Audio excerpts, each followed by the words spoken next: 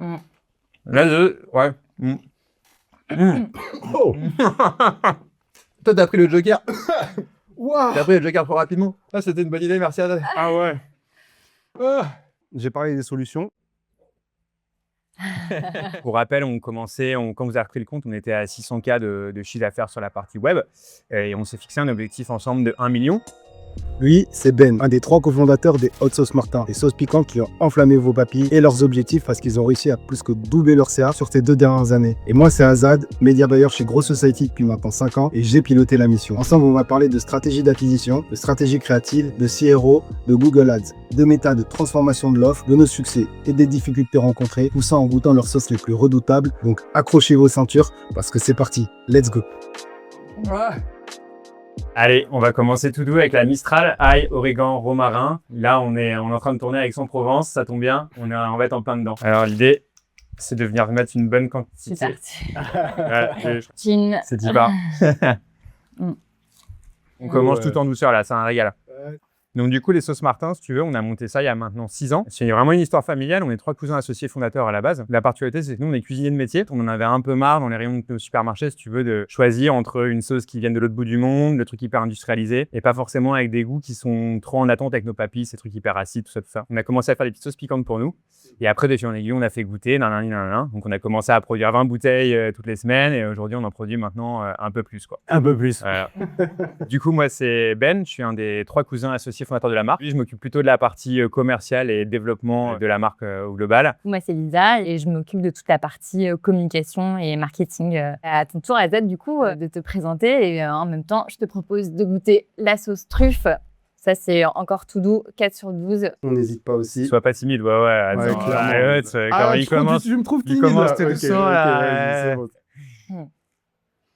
Me présenter, je me suis déjà un peu présenté. Azad, a.k.a. le Z, média buyer chez Gross Society depuis maintenant 4 ans. C'est un petit peu un métier qui me tient à cœur, surtout quand on a des projets comme les sauces Martin qui sont incroyables. J'aimerais que tu nous expliques dans quel contexte tu as voulu faire appel à nous, donc à Gross Society, en goûtant cette fois-ci là. La petite indienne, bien sûr. Curry de Madras. C'est un aller-retour direct à Bollywood, quoi. Donc, allons-y. Santé. tienne. Santé à vous. On n'a pas triché un peu. Qu'est-ce tu vas rien comprendre. Ouais, petit contexte un peu pour, on va revenir quoi, 1 an et demi, 2 ans en arrière. Et on bossait avant avec une autre agence d'acquisition. On stagnait un petit peu à 600K de chiffre d'affaires sur la partie digitale avec eux. On trouvait que ça manquait un peu d'accompagnement. Ça manquait un peu de suivi, un peu de stratégie et de vision un peu plus globale, tu vois. Moi, j'avais fait la connaissance de Gross Society en échangeant avec 2 entrepreneurs qui avaient déjà bossé avec vous. Je crois que c'était une marque de bougies à l'époque. Ce qui me plaisait, c'est que vous aviez à la fois la compétence créative, donc c'est-à-dire la partie création de contenu, en plus de la partie régie, tu vois. Et je trouve que l'accompagnement un peu et la vision un peu 360, c'est ce qui m'a vachement séduit dans votre approche. Alors maintenant, Azad, tu sais tout. À toi de nous dire un peu pourquoi et comment vous avez entamé la mission la plus chaude de France, tu vois. Je vais aussi me dégourdir les papilles un peu plus avec cette fameuse sauce indienne. Bah pour une randonnée, pas pour une petite balade. Tu le connais. Quand on vous a rencontré, quand on a entendu parler de votre produit, on a vu un produit qui avait du potentiel. On a vu une équipe, comme tu l'as dit, avec une expertise métier incroyable, des vraies ambitions. On a vu une volonté de bien faire. Et on a fait d'abord un audit. On a constaté une structure qui n'était pas optimale, surtout sur retargeting. Tout était, la gestion du budget était au niveau de la campagne. Impossible de gérer nos budgets en fonction de la taille des différentes audiences. La gestion des créas, un peu trop aléatoire. On a vu aussi des tests au niveau des audiences, au niveau des créas, qui n'étaient pas hyper bien structurés ni hyper bien exécutés. Donc les apprentissages qui en sortaient étaient plutôt flous. On n'arrivait pas à savoir vers quoi se diriger après avoir fait ces tests-là. Et surtout, le tracking qui était extrêmement bancal parce qu'en fait, il y avait un double tracking, un tracking par GTM et par Shopify qui tournait en même temps, qui créait des doubles déclenchements sans déduplication des événements. Évidemment, les premières choses qu'on a fait quand on entamait la mission, c'est corriger le tracking. On a créé les audiences à exclure, donc on a bien séparé les audiences tièdes, les audiences chaudes. On a découpé tout ça du coup en plusieurs campagnes. On a fait un pack créa avec 25 créas à l'intérieur qui nous ont permis de structurer nos dépenses, d'aller chercher des apprentissages clairs et définis. Avant de rentrer un peu plus dans les détails de notre stratégie, de la partie créa, des différents apprentissages, est-ce que tu peux revenir sur les objectifs qu'on s'était fixés il y a un peu plus d'1 an maintenant en goûtant c'est la Nagama. Voilà, là, c'est la pause fruitée, c'est la pause fruitée de l'émission, là. Mine de rien, c'est un peu costaud, elle est notée 6 sur 12. Mais certains diraient que c'est plutôt un peu plus chaud que ça. Bref, Alors effectivement, comme tu l'as dit, on avait des objectifs, pour rappel, quand vous avez repris le compte, on était à 600 K de chiffre d'affaires sur la partie web et on s'est fixé un objectif ensemble de 1 million. Ambitieux, mais réaliste quand même. Chaud, mais pas trop chaud non plus, tu vois? Et on s'est fixé surtout un objectif de mer de 4 où on était parti sur cet objectif-là et qui a été, acquis, quoi. Bah, maintenant, on va pouvoir rentrer dans le vif du sujet, Ouais. c'est-à-dire la stratégie. Athènes, est-ce que tu peux nous parler un peu plus de la partie créa et méta plus exactement? Ouais. Je vais me permettre de pouvoir goûter enfin cette Voilà. sauce Naga que j'ai vu brûler les régies aussi. Du coup, pour parler un peu plus de méta, quand on a commencé, on a identifié plusieurs axes marketing. Est-ce qu'on s'adresse à des fins gourmets? Est-ce qu'on s'adresse à des gens qui veulent juste s'arracher la bouche? Ou est-ce qu'on s'adresse à des gens qui veulent s'arracher la bouche et se régaler en même temps? En faisant le test, on a compris que, effectivement, le discours gourmet était plus efficace quand on introduisait aussi le piquant, le brûlant des sauces. Et en parallèle, on a lancé des tests de ciblage. On a pu trouver des winners dans ces audiences-là. Des audiences qui nous ont permis de scale, de comprendre aussi que le découpage du retargeting optimal était tous les visiteurs jusqu'à l'achat. Donc, on regroupait le top et le middle et la rétention d'un autre côté. Ça nous a permis simplement de passer de 7 000 € de budget méta quand on a repris la mission au double avec un CA qui a aussi doublé en 6 mois. Avant que je passe à Google et au travail qu'on a fait sur Google, est-ce que toi, tu peux nous en dire un peu plus sur la stratégie produit avec, je pense qu'on commence à arrêter de rigoler. Sirocco, donc ça, piment fumé. Bon, on est sur une force 7 sur 12, ça c'est encore OK. Et en fait, c'est ouf parce que je crois que c'est la sauce que j'utilise le plus. Parce que je trouve que le niveau de brûlant, il est juste parfait au quotidien. Ça va partout. Ouais, je suis d'accord. Niveau la strat produit de notre côté, on a la chance d'avoir une clientèle et une communauté, hein, parce que nous, c'est presque une communauté. Donc, du coup, ils nous poussent vraiment à innover. Tu vois, quand on a lancé la marque, on a commencé avec 4 recettes. Aujourd'hui, on a une 8aine sur la table, mais on a une gamme qui est encore un peu plus large, avec peut-être une 15aine, 16 refs à peu près. Plus on s'amuse à faire des petites collabs, des séries limitées. On est obligé de venir animer cette gamme un peu toute l'année pour continuer à kiffer nous aussi notre métier. Typiquement, en date dernièrement, on a fait On a fait des sardines avec la Belle-Illoise, on a fait la des sardine la sauces, plus haute de France. la sardine Et la plus attention, haute de France. quand on dit la plus haute de France, c'est pas du marketing, c'est une mise en garde, mon pote. Ouais, on travaille avec beaucoup de marques, on aime bien pimenter la vie des marques. Est-ce que tu pourrais nous parler de Google Ads et goûter la petite sauce? Alors, Donc, il a déjà un super goût de fruité en bouche et le petit effet qui se coule. Hein. Tu as quand même la première bouche où tu te dis ouais, c'est un petit peu sucré. Et puis après, généralement, au bout de quelques secondes, paf, qui se coule effect. je te dis ça dans quelques secondes. Pour parler de Google Ads, on va dire on a marché étape par étape. Dans un premier temps, on allait tester tous les champs lexicaux qualifiés, sauce pimentée, sauce piquante, les noms de piments, etc., etc. Ensuite, on a mixé un travail d'affinement sur les termes de recherche, un travail d'ajustement sur les mots-clés et les matchings à mettre en place, donc des requêtes larges, des expressions exactes, des mots-clés exacts, etc. Un travail d'arbitrage sur les champs lexicaux à garder, un transfert vers des stratégies d'enchères intelligentes. On allait tester du CPA cible vs du ROS cible. On a gardé le ROS cible à la fin. Un travail d'optimisation des annonces, une approche pack, une approche sauce solo, une approche goût, une approche piquant, une approche mixée, etc., etc. On a aussi évidemment testé plusieurs pages de redirection, des pages collection, des pages sauce, des home pages. On a ici aussi assez vite réussi à passer de 5K d'investissement au double en ayant la même tendance sur la valeur de conversion. Avant que je parle des difficultés qu'on a pu rencontrer, est-ce que tu peux me dire comment se déroule la collab concrètement en goûtant du coup cette fois la sauce Foudre. Foudre. Allez, hein. Ouh. Mm. Ça, on a déjà les papiers à température, donc...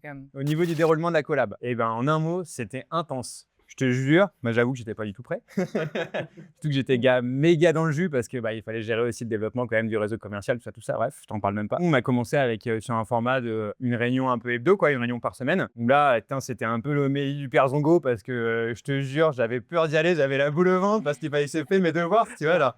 C'était vraiment genre intense, tu vois.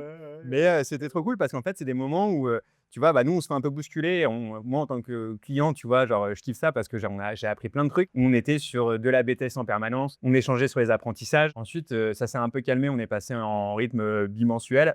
On avait réussi à mettre un peu le bébé sur les rails, quoi. En fait, ce qui est cool avec vous, c'est que on s'ennuie jamais, quoi. On s'embête jamais.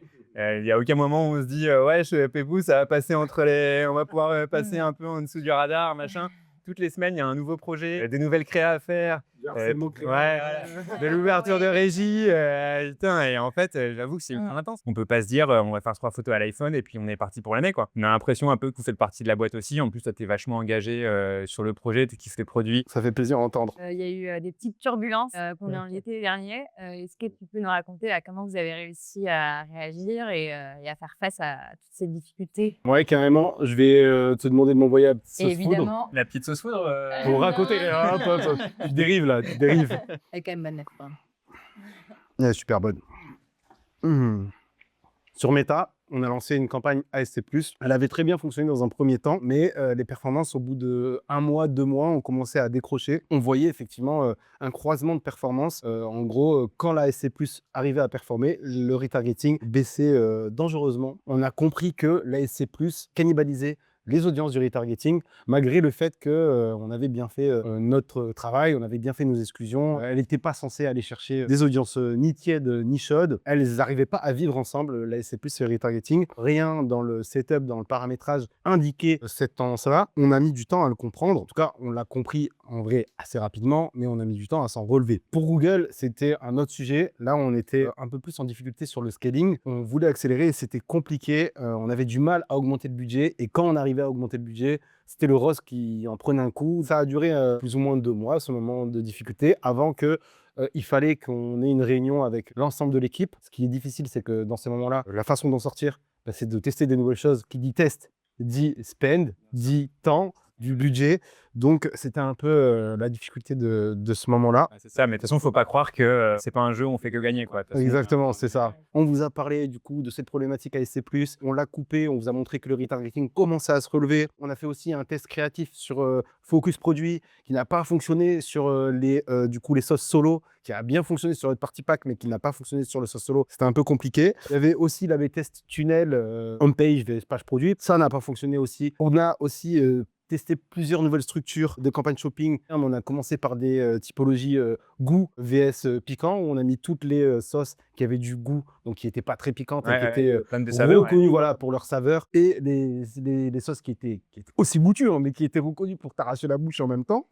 Ça n'a pas fonctionné. Après, on a essayé une structure assez basique qui consistait à prendre nos best-sellers, à les mettre dans une campagne shopping à part. Ça n'a pas réellement bien fonctionné. Et enfin, une campagne par nom de piment, parce qu'en fait, on s'est dit, nos shopping ne couvrent pas les requêtes comme sauce piment habanero, sauce piment Carolina Reaper. Et ça a fonctionné. Aujourd'hui, elle tourne encore. On a aussi élargi notre volume de recherche pour aller chercher plus de spend en intégrant des requêtes larges. Pendant la réunion, on s'est dit qu'il nous fallait 1 mois de plus pour finir tous ces apprentissages et avoir les réponses que je vous ai données à l'instant et trouver du coup une solution viable basée sur ces apprentissages. On a réussi à remettre le ROS dans les rails, la renta dans les rails, mais on a aussi compris que la problématique volume, elle ne pouvait pas venir des régies. On a dû du coup faire évoluer l'offre, améliorer les tunnels. Donc on a changé toutes les pages produits avec des améliorations CRO. Ouais, gros travail de CRO qui a été fait. Hein, et franchement, c'était un travail d'architecture. Là, c'était travaux publics. Là. Pour nous, c'était un peu la Tour Eiffel. Ça a été géré d'une main de maître. On a beaucoup travaillé dessus et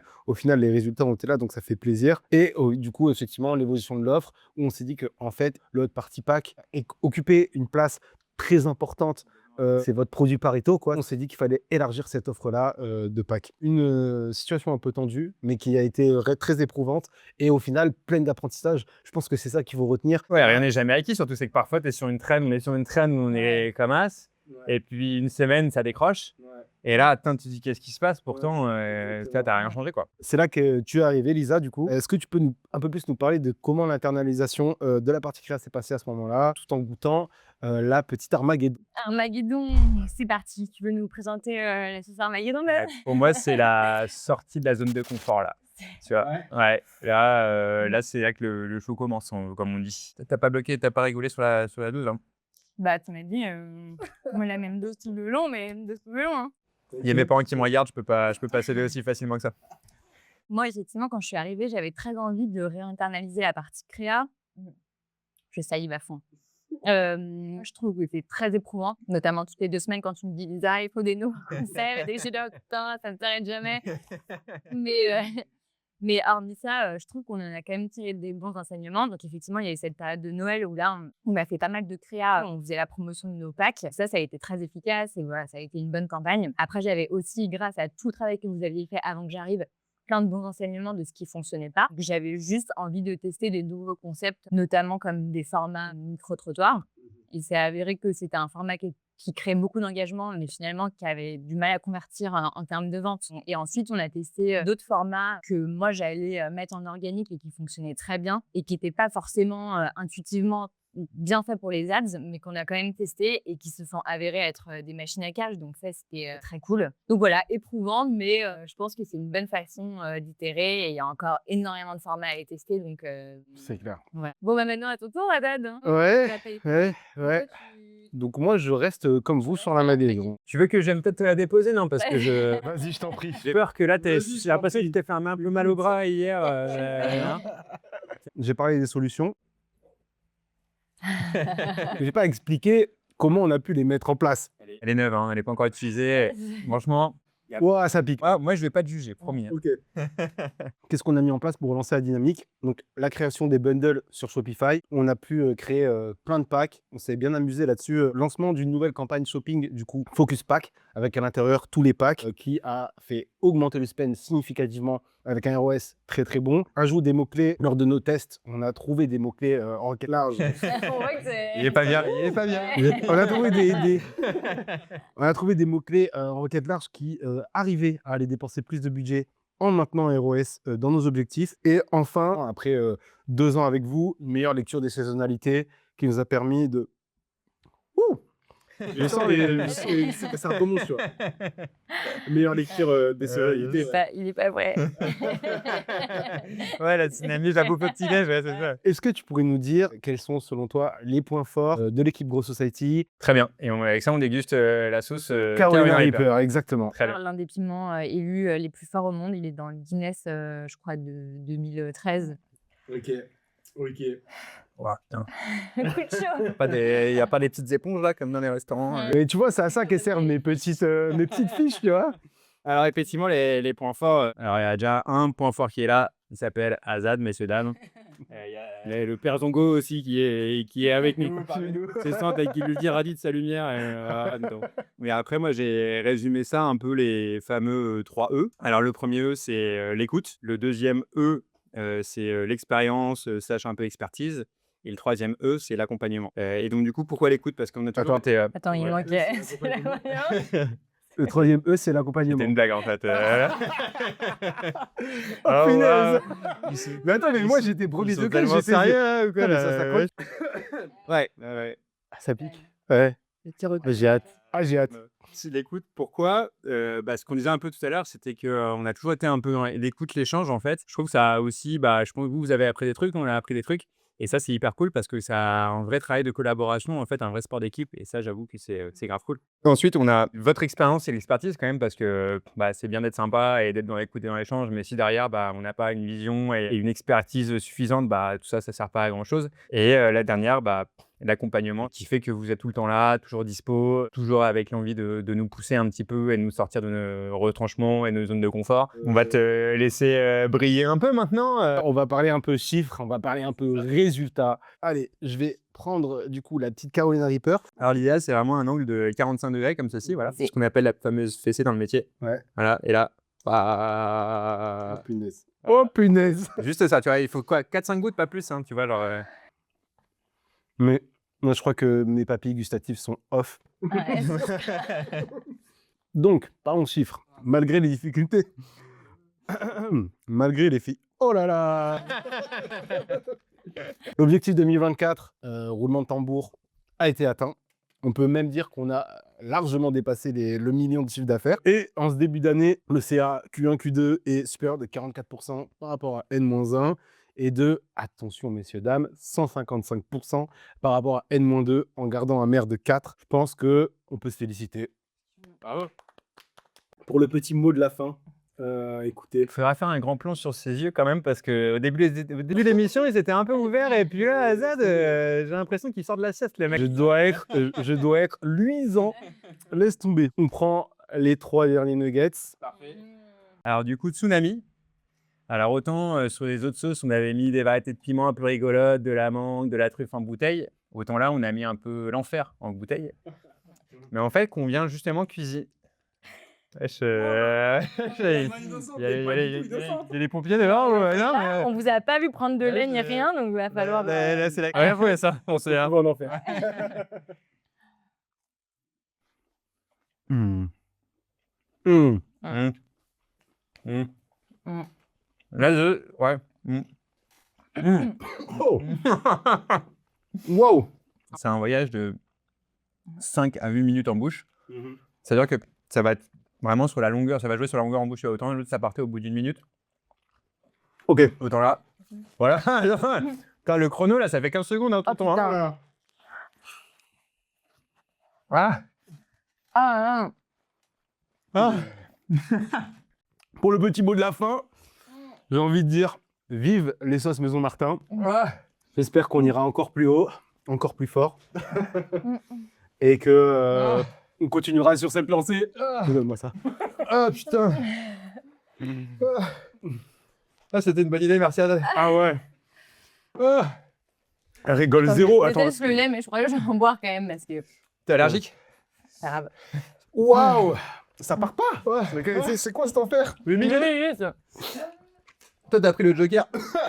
Waouh. T'as pris le joker trop rapidement. Ah ouais ouais. Oh là là. Ouais, Adèle, merci, hein, bravo quand même. Hein. Ah putain. Merci. Merci, Wayman.